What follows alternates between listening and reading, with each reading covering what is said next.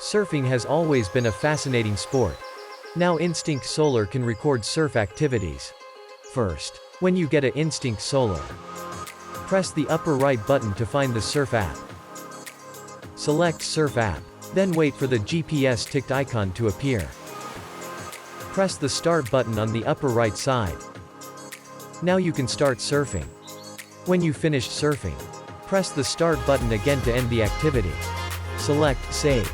You will see the number of waves. That's how many waves you rode in this surf activity. You can also see different data from Garmin Connect Mobile. Once you know how to use your watch to record your surf activities, you will definitely make progress in the near future.